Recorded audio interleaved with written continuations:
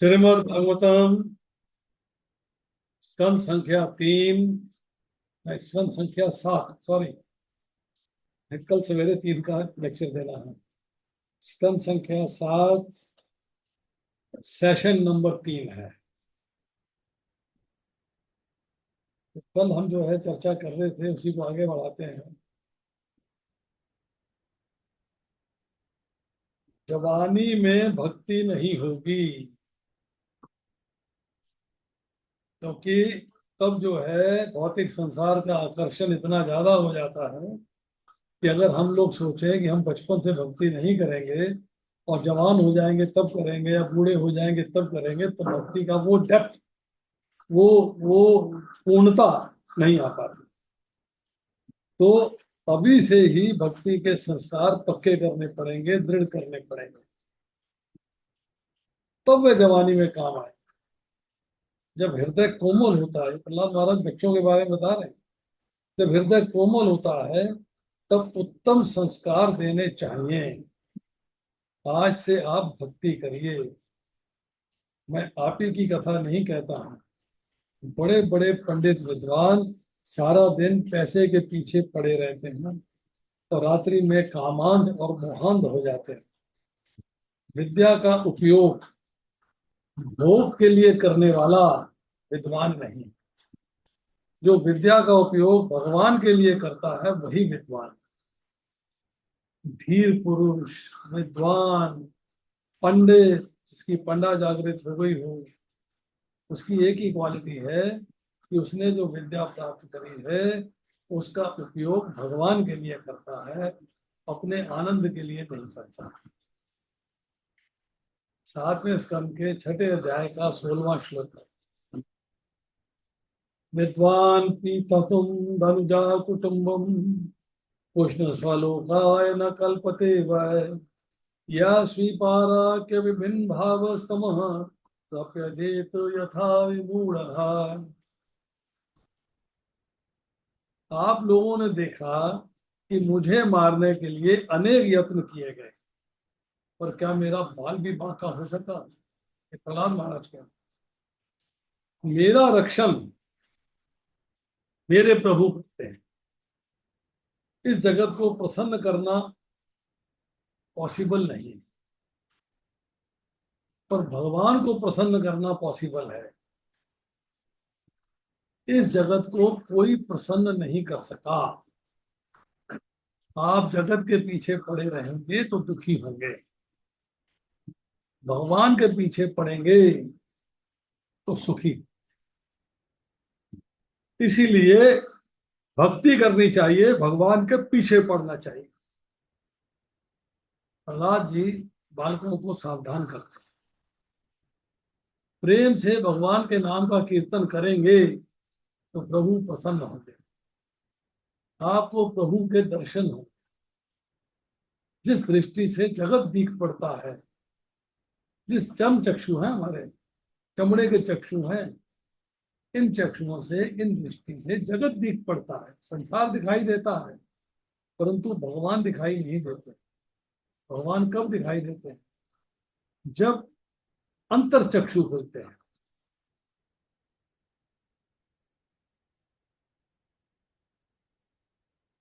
जिस दृष्टि के द्वारा हम स्वप्न देखते हैं, उस दृष्टि के द्वारा भगवान दिखाई देते हैं।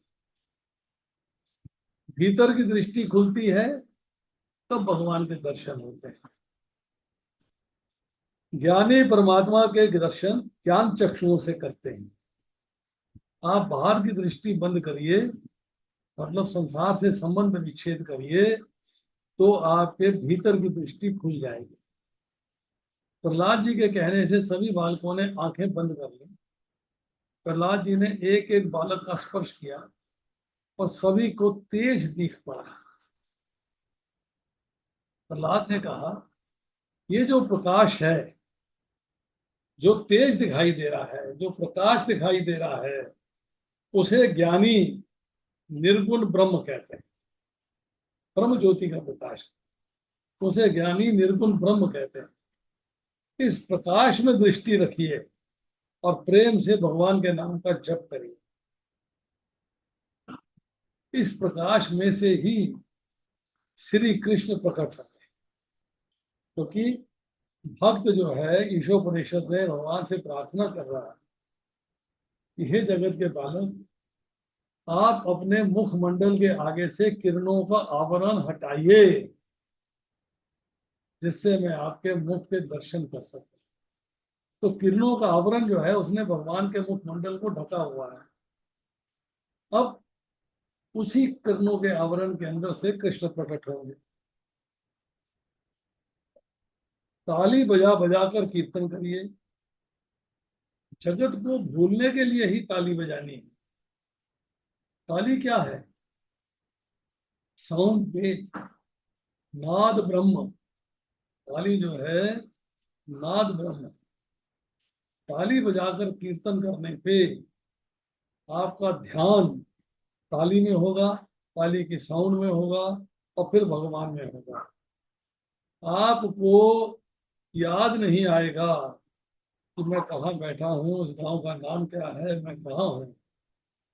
जब मधुर नाद सुनता है तो नाग भी डोल उठता है। उसे याद नहीं रहता कि मुझ में विष है। नाद ब्रह्म की उपासना करने वाले जगत को भूलते हैं। इसीलिए प्रभुपाद जी ने कहा है कि जब भी आप जप करिए तो उसकी आवाज कानों तक जानी चाहिए।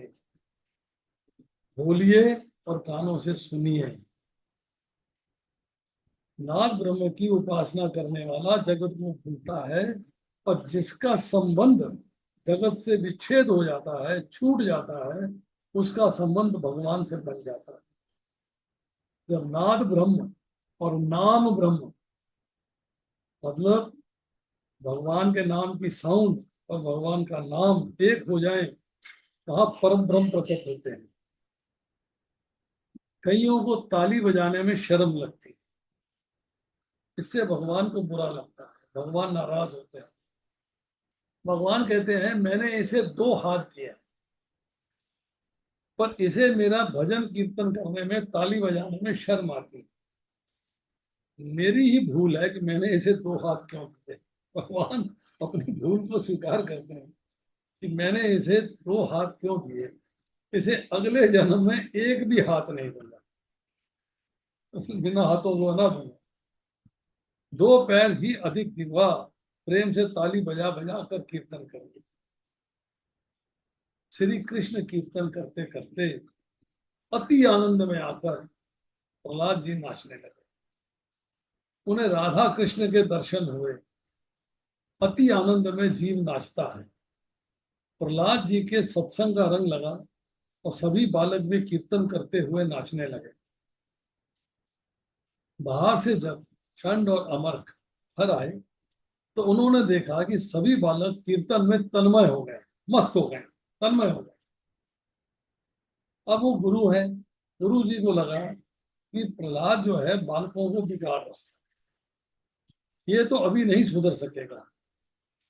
दौड़कर वह प्रहलाद के पास गए और कहने लगे कीर्तन बंद करिए, कीर्तन बंद करिए। कौन सुन रहा है? कान खुले हैं, मन श्री कृष्ण में है। प्रहलाद जी को सुनाई नहीं दी। चंडमर्क ने सोचा कि बालक के दोनों हाथ पकड़ दूं तो इसकी तालियां बंद हो जाएंगी, तो कीर्तन भी बंद हो जाएगा। चंडमर्क प्रहलाद जी के दोनों हाथ पकड़ने लगे। प्रहलाद जी के रोम रोम में कृष्ण नाम का जप होता था। सारा श्री अंग कृष्णमय था। प्रहलाद जी का स्पर्श हुआ तो चंडमर्क को भी भक्ति का रंग लग गया। चंडमर्क भी हरे कृष्ण कीर्तन करने लगे, तन्मय हो गए। सत्संग का यही महत्व है। सत्संग करने वाला संत बनता है। हिरण्यकशिपु ने सोचा कि गुरुजी बालकों को किस तरह पढ़ाते हैं, मैं देख के आता हूं। एक सिपाही को खबर लेने के लिए भेजा। उसने आकर देखा कि गुरुजी नाच रहे हैं, सब बालक भी नाच रहे हैं। सिपाही को बड़ा आश्चर्य हुआ। उसने चंडमर्क से कहा गुरु जी महाराज देखने आ रहे हैं। और सुने कौन? सिपाही ने गुरुजी का हाथ पकड़कर उन्हें बैठा देने का विचार किया। और जैसे ही उसने उनका हाथ पकड़ा वो भी नाचने लगा, वो भी हरे कृष्ण करने लगा। और सिपाही कीर्तन में तन्मय हो गया। हिरण्यकशिपु विचार करने लगा कि जो जाता है वो लौट कर नहीं आता। उसने दूसरे सिपाही को भेजा। दूसरे ने देखा कि मेरा भाई तो नाच रहा है, उसे सावधान करने लगा। उसका हाथ पकड़कर उसे रोकने लगा, उसे भी रंग लग गया, वह भी नाचने लगा। जब करंट लग रहा होता है तो जिस व्यक्ति को करंट लग रहा है उस व्यक्ति को दूसरा पकड़े तो उसे भी लगता है, तीसरा पकड़े तो उसे भी लगता है, चौथा पकड़े तो उसे भी लगता है, पूरी की पूरी लाइन को करंट लग जाएगा। अब सदगुरु सद शिष्य को शक्ति देते। प्रहलाद जी के सत्संग का यही महात्म्य था। आज घर के सिपाही हरे कृष्ण कीर्तन करके नाचते थे। हिरण्यकशिपु को आश्चर्य हुआ, ये क्या है, जो जाता है वापस नहीं आता है। क्रोध में वे दौड़ता हुआ पहुंचा, देखा कि घर के सभी सिपाही हरे कृष्ण कीर्तन कर रहे हैं, आनंद से नाच रहे हैं। ये क्या, मेरे शत्रु का कीर्तन करते हैं, मेरे शत्रु का कीर्तन हो रहा है, मुझसे ये कैसे सहन होगा। प्रहलाद तो सभी को बिगाड़ रहा है, ये लड़का नहीं सुधरेगा। हिरण्यकशिपु ने क्रोध में आके प्रहलाद को उठा लिया। जिसको प्रहलाद ने छुआ, जिसके साथ प्रहलाद का स्पर्श हुआ, भक्ति का रंग लगा, पर हिरण्यकशिपु को स्पर्श होने पर भी रंग नहीं लगा।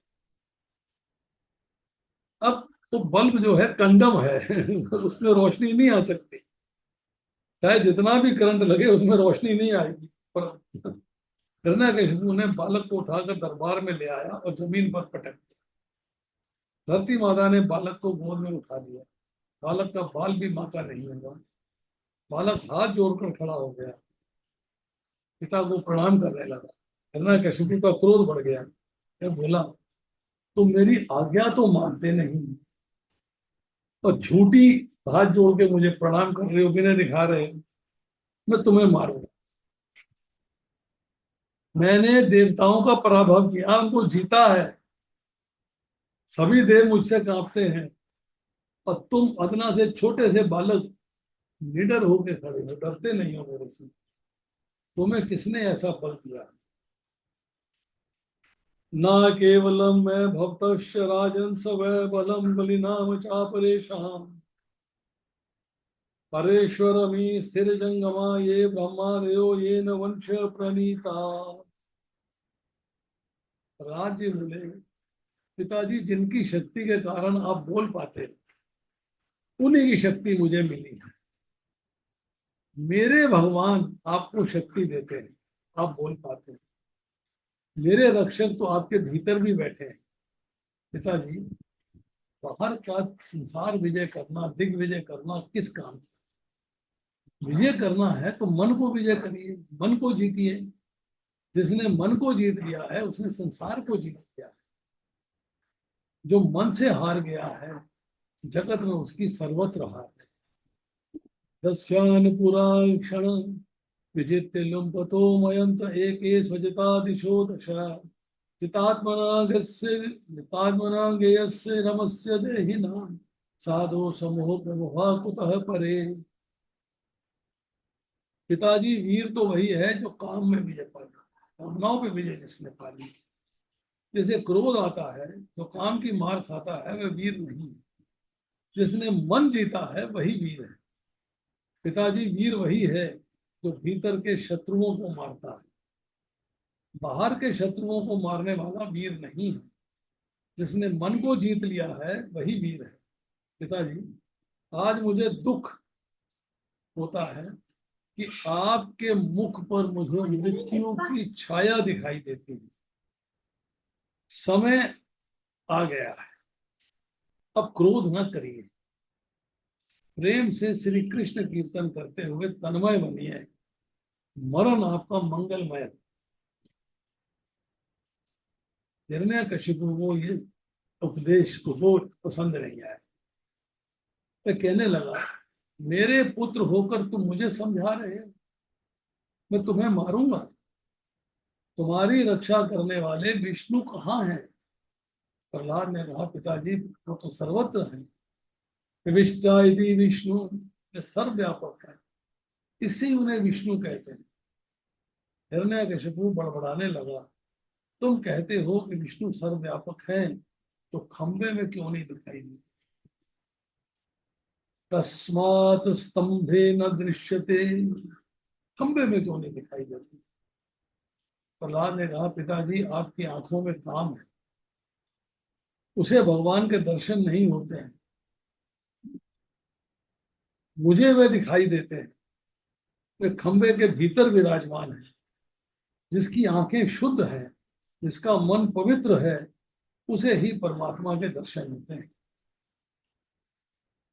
हिरण्यकशिपु ने कहा, वीर, मैं व्यायामशाला में जाकर 1000 मन की गदा ले आता हूं, आज ये खंबा तोड़ डालता हूं, भीतर विष्णु बैठा होगा तो उसे भी मार डालूंगा, और उसके बाद में तुम्हें भी मारने वाला। हिरण्यकशिपु क्रोध में दौड़ता हुआ गदा लेने गया।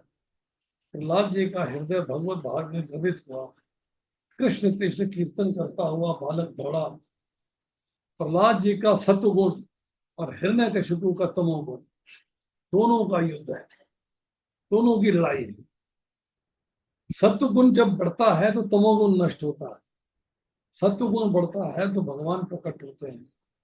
बालक कृष्ण कृष्ण कीर्तन करते हुए दौड़कर स्तंभ के पास पहुंचा, स्तंभ से भेंट करने लगा। भीतर बाहर मेरे विष्णु बैठे हैं, अंतर बहिष्य व्याप्य तत्सर्वं नारायण स्थित। पर बालक को थोड़ी सी शंका हुई कि खंबा सघन है, भरा भरा हुआ है, भीतर जगह नहीं है, इसमें भगवान किस तरह विराजमान है? मैंने तो कहा है कि खंबे में प्रभु है।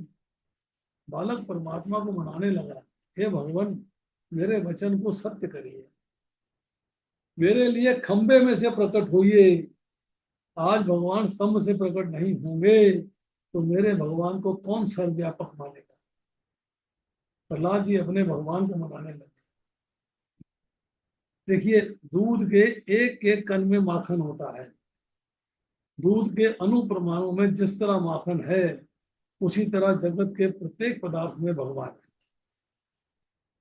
प्रहलाद जी के प्रेम के कारण आज वे प्रकट होने वाले हैं। स्तंभ में सूक्ष्म रूप से विराजमान प्रभु ने लीला करी। बालक को आश्वासन देने के लिए भीतर से विराजमान परमात्मा ने सिंह गर्जना करी। बालक को आश्वासन दिया, मैं भीतर बैठा हूं तो तुम्हारा वचन सिद्ध करूंगा। सिंह गर्जना सुनकर बालक को विश्वास हो गया कि भीतर नरसिंह रूप में भगवान विराज।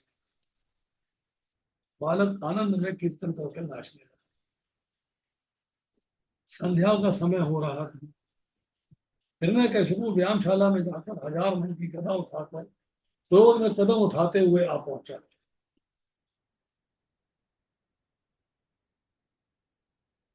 बोला, दिखा दो कहाँ है तुम्हारे भगवान। इधर होकर बालक ने कहा, पिताजी स्तंभ में है, स्तंभ में है। हिरण्यकशिपु ने अतिशय क्रोध में आकर स्तंभ पर जैसे ही प्रहार किया, स्तंभ फट गया। हिरण्यकशिपु ने अतिशय क्रोध में आकर स्तंभ पर जैसे ही प्रहार किया, स्तंभ फट गया और नरसिंह भगवान का प्रकट गया।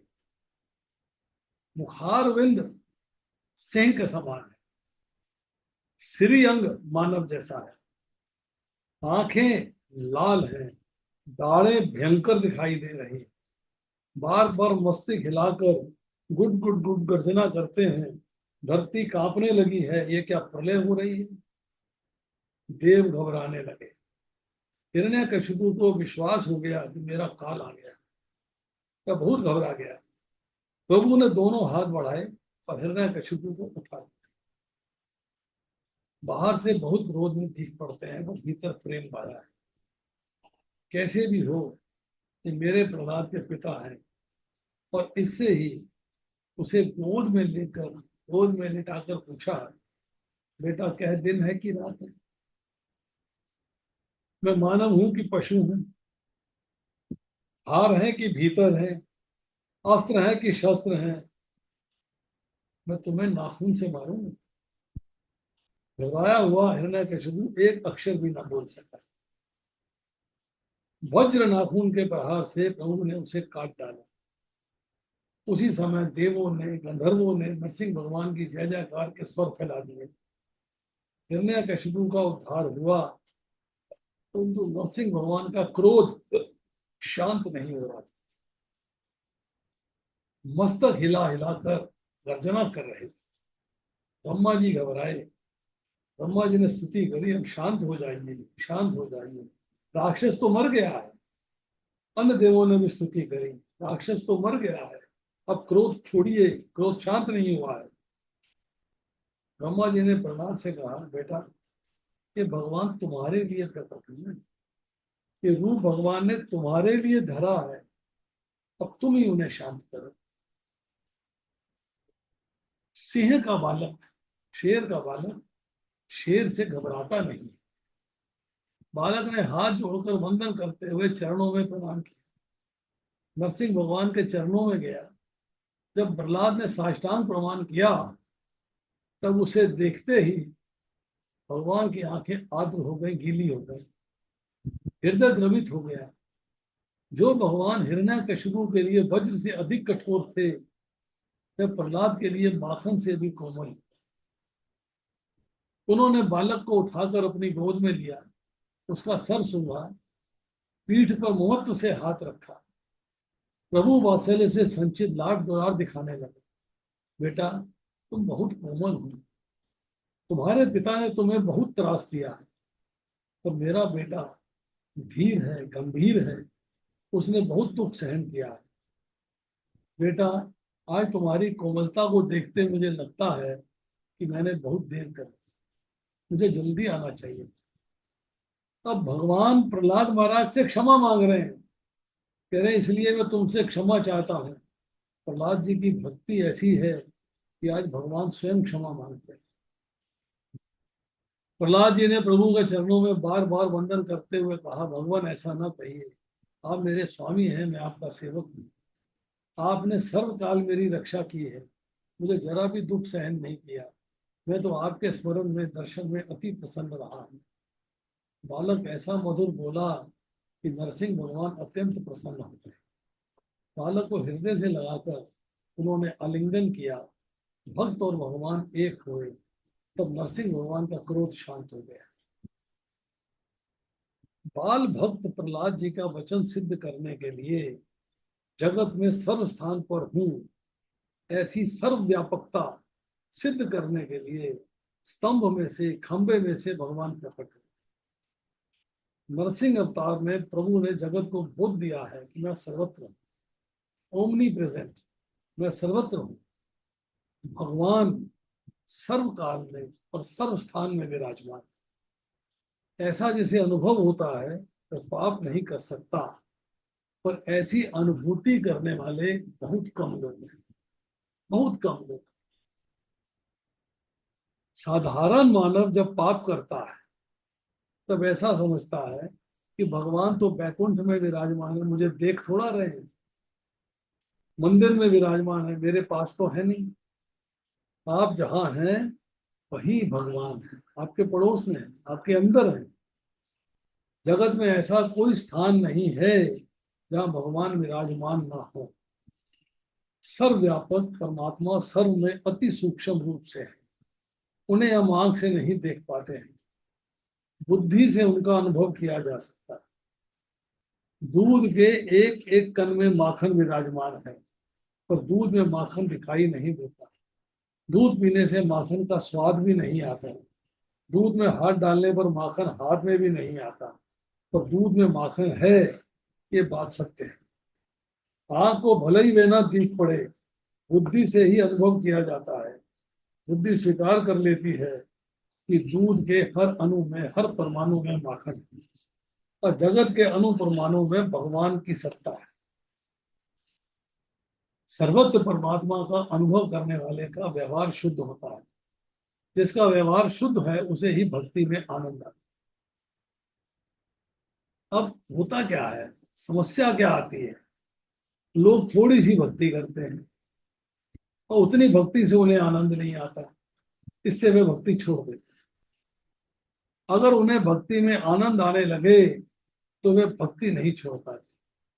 भगवान नवें अध्याय के दूसरे श्लोक में कहते हैं, सुसुखम कर्तुम अव्ययम, कि भक्ति को सुख पूर्वक किया जाता है। और ऑन द कंट्रेरी अगर इसको उल्टा लेके चले तो भक्ति करने से सुख की प्राप्ति होती है, सुख मिलता है उससे। अगर उन्हें भक्ति में आनंद आ जाता है तो वे भक्ति नहीं छोड़ पाते। भक्ति में आनंद नहीं आता है, इसका एक कारण, भक्ति तो करते हैं पर पाप छोड़ते नहीं, उनका व्यवहार शुद्ध नहीं है। जिनका व्यवहार अति शुद्ध है उसे भक्ति में आनंद आता है। संत भक्ति और व्यवहार को भिन्न नहीं मानते। संतों का प्रत्येक व्यवहार भक्तिमय होता है।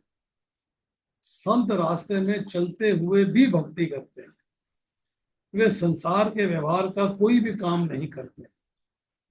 वे ईश्वर से विभक्त नहीं रहते, ईश्वर से अलग नहीं होते।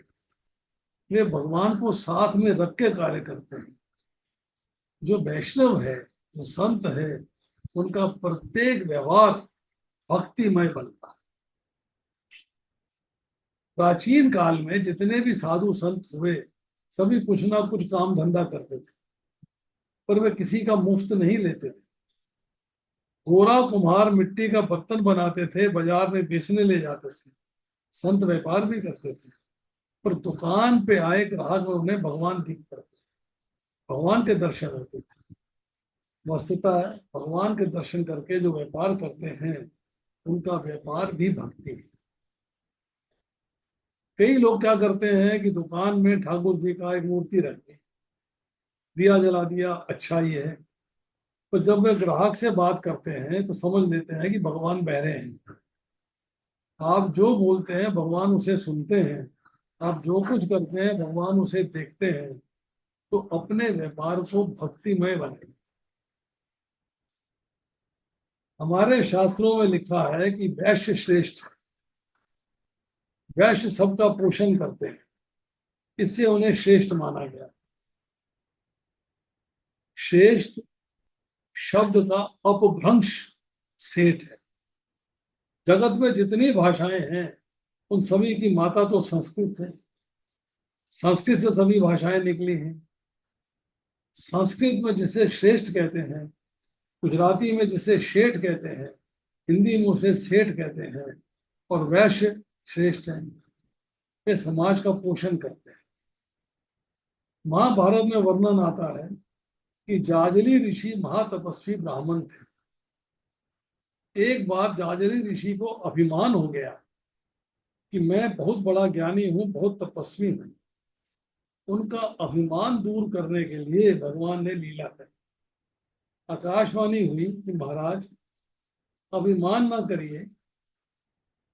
जनकपुर में एक तुलाराम नाम का वैश्य है, वह महाज्ञानी है, आप उसका सत्संग करें। पवित्र तपस्वी ब्राह्मण वैश्य के घर सत्संग करने गए। तुलाराम के साथ बातें करते हुए जाजली ऋषि को विश्वास हो गया कि महाज्ञानी है। जाजली ऋषि ने पूछा कि आपका गुरु कौन है, आपको ज्ञान किसने दिया है। तुलाराम ने कहा, महाराज अभी तक मैंने किसी को गुरु नहीं किया है। ब्राह्मणों को और साधुओं को मैं वंदन करता हूँ, गुरु मानता हूँ, पर मेरा जो धंधा है वही मेरा गुरु है। मुझे जो ज्ञान मिला है सब मेरे धंधे से मिला है। मैं कम नहीं देता, मैं अधिक भी नहीं देता। दिखाने का माल एक और देने का माल दूसरा, मैं ऐसा भी नहीं करता। मेरे प्रति लोगों के मन में विश्वास है कि मैं सत्यवादी हूँ, उचित मुनाफा लेता हूँ। तराजू को जिस तरह सरल सीधा रखना चाहिए उसी तरह मैं मन और बुद्धि को सीधा और सरल रखता हूँ। कपट से मन टेढ़ा होता है, कपट करने वाले का मन अशांत रहता है। मैं व्यवहार में, व्यापार में जरा भी कपट नहीं करता। ग्राहक की सरलता का दुरुपयोग मैं नहीं करता। मेरी दुकान पर जो आते हैं उन्हें मैं भगवान का स्वरूप मानता हूँ। व्यवहार शुद्ध रखिए। व्यवहार उनका शुद्ध रहता है जो सब में ईश्वर का दर्शन करते हैं। प्रत्येक व्यवहार को भक्तिमय बनाइए। ऐसा कोई व्यवसाय नहीं है, ऐसा कोई व्यापार या धंधा नहीं है जिसके साथ साथ भक्ति ना हो सके। रात्रि में शैया में बैठकर लोग भक्ति नहीं करते। जो लोग भक्ति नहीं करते उनके मन में पाप आता है, काम आता है। शैया में पड़े पड़े धीरे धीरे मन भीतर आता जाता है, जगत भुलाया जाता है। जगत की विस्मृति ही जागृत अवस्था की समाप्ति है। जागृत अवस्था की समाप्ति और निद्रा के आरंभ की संधि में भगवान को याद रखिए। सोने के टाइम पे जो बिगिनिंग का टाइम है उसमें हरे कृष्ण महामंत्र का जप करिए, भगवान को याद रखिए। दोनों की संधि बेला में ही भगवान ने हिरण्यकशिपु को मारा है। भगवान का स्मरण करते हुए जैसे निद्रा आती है, उसकी निद्रा भी समाधि के समान होती है। जागने पर फिर भगवान को याद करिए। निद्रा आने तक भगवान का स्मरण करने और निद्रा से जागने पर भगवान का स्मरण करने पर भगवान मानते हैं कि इसने निद्रा में भी मेरा भजन किया। आत्मा तुम गिरिजामति ही सचरा प्राण शरीरम ग्रहम संचार स्तुपदो प्रदीक्षण विधि स्तोत्रानि सर्वान् गिरो पूजा ते विविधोपभोग रचना निद्रा समाधि स्थिति यद्य कर्म करोमि तद अखिलम शंभो त्वराघनम। घूमने जा रहे हैं तब भगवान का स्मरण करिए तो भगवान मानेंगे कि मेरा परिक्रमा कर रहा है। बातें करते हुए भगवान को याद करिए तो भगवान सोचेंगे कि मेरी स्तुति कर रहा है। व्यवहार और भक्ति भिन्न भिन्न नहीं है। ईश्वर का अनुसंधान रखकर व्यवहार करने से व्यवहार ही भक्ति बनती है। घंटे 2 घंटे भक्ति करते हैं, सारा दिन भगवान को भूले रहते हैं, तो ये भक्ति नहीं है। ईश्वर से विभक्त नहीं होना है, जुड़ना है उनके साथ, अलग नहीं होना है। विभक्त होना है संसार से। आपको जो पसंद नहीं है वो किसी को मत दीजिए। पुत्री भूल करती है तो चलता है, पुत्र वधु भूल करती है तो नहीं चलता है। व्यवस्था के लिए उलाहना देना पड़ता है, और सब में ईश्वर है यही याद कर कर उलाहना दीजिए और प्रेम से दीजिए। भगवान ने जगत से कहा है कि मैं तो खंबे में स्थित हूं। अब कईयों को 5 सुपारी खाने की आदत होती है, कहीं यहाँ थूके, कभी वहां थूके, कभी इधर थूके, कभी उधर थूके, दीवार पे थूके, खंबे पे थूके, उन्हें पाप लगता है। दीवार में देवता हैं, स्तंभ में नरसिंह भगवान स्वयं विराजमान है। अपने व्यवहार को शुद्ध रखिए। भक्ति नहीं करते हैं हर्ज नहीं, पर व्यवहार को तो शुद्ध रखिए। नरसिंह भगवान जब खंबे से प्रकट हुए, स्तंभ से प्रकट हुए, तब गुरु गुरु गुरु ऐसी गर्जना हुई। किसी भी संत के चरण पकड़ कर रहिए, किसी महापुरुष को मन से गुरु मानकर उनकी सेवा करिए, उनका स्मरण करिए। सदगुरु कृपा करते हैं तभी परमात्मा के दर्शन दृष्टि देते हैं। संत हैं, संत संपत्ति देकर सुखी नहीं करते। किसी श्रीमान की आप प्रशंसा करेंगे तो आपको 10-20 हजार दे देंगे, तो संपत्ति से सुखी करने का काम संतों का नहीं। संत स्वभाव को सुधारते हैं, मन को शुद्ध करते हैं, भगवान के दर्शन को दृष्टि देकर सुखी करते हैं। संत भगवान के दर्शन के लिए दृष्टि देते हैं, तभी मन शुद्ध होता है। मानव मूर्ख नहीं है, पर मानव को बुद्धिमानी टिकती नहीं। आपका मन सर्वकाल में शुद्ध और शांत रह सके, ऐसी इच्छा हो, तब किसी महान संत के अधीन रहिए, गुरु के बिना ना रहिए। अब गुरु बनाने की बहुत जल्दी भी मत करिए। ये नहीं फट से गुरु बना लिया। खाने पीना छान कर और गुरु बनाना जानकर। गुरु को अगर परमात्मा का साक्षात्कार नहीं हुआगा तो शिष्य को भगवान के दर्शन कैसे कराएंगे। कलयुग में कोई संत नहीं मिलता तो शंकराचार्य जी या महाप्रभु जी को सदगुरु मानकर मन से सेवा करिए, चैतन्य महाप्रभु की सेवा करिए, आप दो भगवान के दर्शन करें। सुखदेव जी सावधान करते हैं कि नरसिंह भगवान की गोद में प्रहलाद जी विराजमान है। प्रहलाद जी अब नरसिंह स्वामी की स्तुति कर रहे हैं। आपको जब समय मिलता है तो भगवान की स्तुति करिए। संसार की निंदा स्तुति करने वालों का और सुनने वालों का मन बिगड़ता है। एक की बहुत प्रशंसा और एक की निंदा से दूसरे की निंदा और अन्य की प्रशंसा हो जाती है। फिर सुनिएगा, संसार की निंदा और स्तुति करने वालों का और सुनने वालों का मन बिगड़ता है। एक की बहुत प्रशंसा करी और एक की बहुत निंदा करी, दूसरे की निंदा हो गई, किसी की प्रशंसा हो गई। प्रशंसा सुनने पर मानव का अभिमान बहुत बढ़ जाता है। प्रत्येक जीवन में थोड़ा भी अभिमान होता है तो प्रशंसा सुनने से वह बढ़ जाता है। स्तुति प्रशंसा भगवान की करिए। आपको जब भी समय मिलता है तब भगवान की स्तुति करिए। भगवान उदार है, अतिशय प्रेम करते हैं। भगवत स्वरूप का वर्णन करिए, आपका मन शुद्ध होगा। भगवान की स्तुति करने से अभिमान बढ़ जाता है, दैन्य भाव आता है। स्तुति सुनने से भगवान को भी दया आ जाती है। 3 समयों पर स्तुति करने की आवश्यकता है।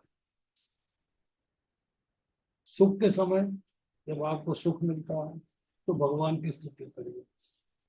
सुख में भगवान को साथ में रखिए तो आपके घर में कभी दुख नहीं आएगा। भगवान से कहिए कि मैं लायक नहीं हूं, फिर भी आपने मुझे जो दिया है बहुत दिया है। सुख में भगवान का उपकार नहीं। आपके जीवन में कोई दुख का प्रसंग आ गया तब भी भगवान का उपकार बने। दुख में भगवान की स्तुति करिए।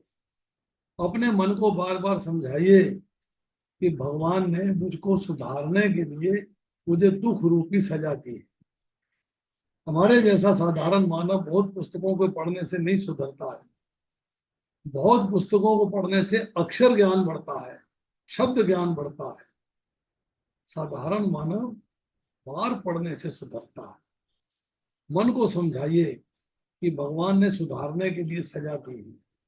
भगवान ने मेरे पाप के प्रमाण में बहुत कम सजा दी है। जब मानव किसी को सजा देता है तो निष्ठुर होकर करता है, पर भगवान सजा देते हैं तो दया रखते हैं। मानव के पाप पहाड़ कितने भी हों, मानव को पाप के प्रमाण में परमात्मा सजा दे तो कदाचित को मानव को खाना भी ना मिल पाए। मानव को मालूम नहीं कि मैंने कितना पाप किया है। लोग पुण्य का हिसाब तो रखते हैं कि मैंने ये अच्छा किया, मैंने वो अच्छा किया, पर पाप का हिसाब नहीं रखते। आपके हाथ से कोई अच्छा कार्य हो तो उसे भूल जाइए, पर पाप के कार्य को मत भूलिए। अच्छा कार्य करते हैं तो भगवान को स्मरण करते हुए करिए। अनेक अनेक कर्मणा परमेश्वर प्रिय नानम मम। प्रत्येक सत्कर्म के बाद ऐसा संकल्प करना होता है। किसी को कम दिया हो तो मानव याद रखता है। आज तक जीव के स्वाद के लिए और मौज में कितना खर्च किया है इसका हिसाब मनुष्य नहीं रखता। मानव पाप को भूल जाता है, पुण्य को याद रखता है। मानव बहुत पाप करता है। महाभारत में वर्णन है कि धर्मराज एक बार थोड़ा सा झूठ बोले, इससे उन्हें नरक के दर्शन करने पड़ गए। हम तो आज तक कितने झूठ बोले हैं, इसका क्या हिसाब रखा।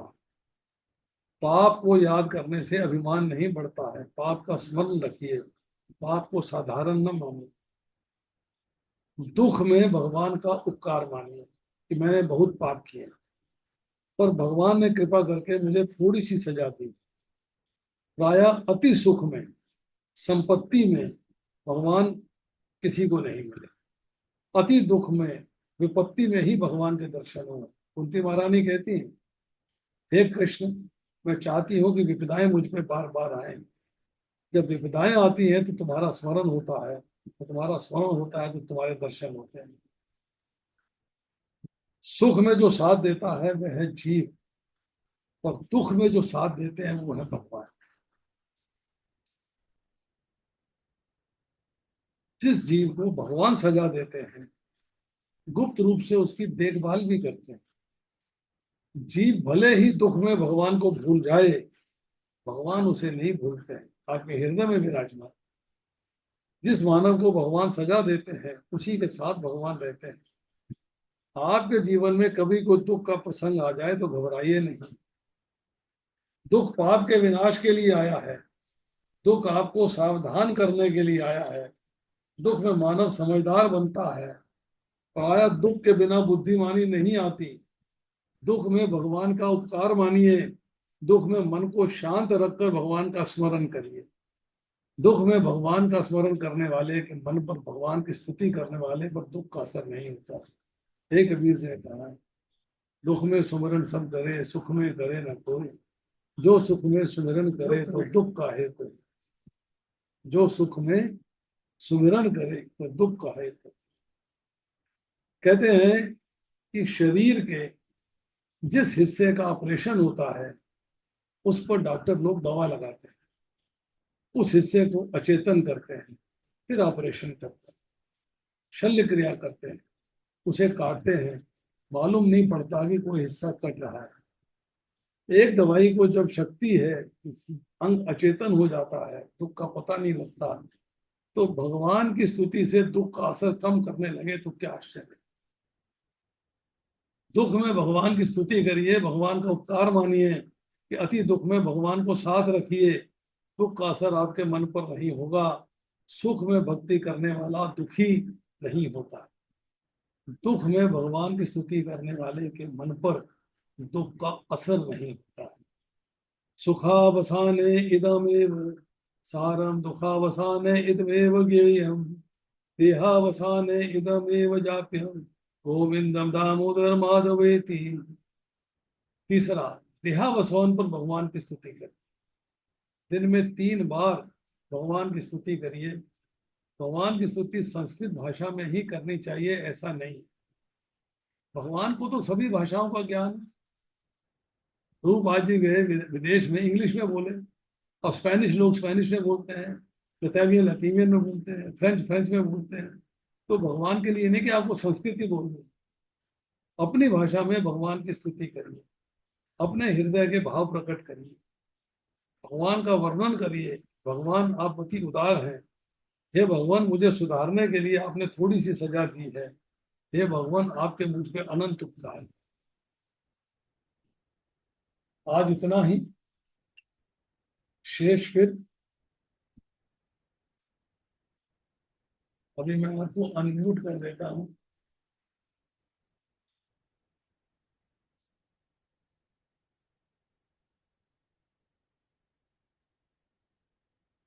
यस, आप लोग कुछ कहना चाहें तो कह सकते हैं।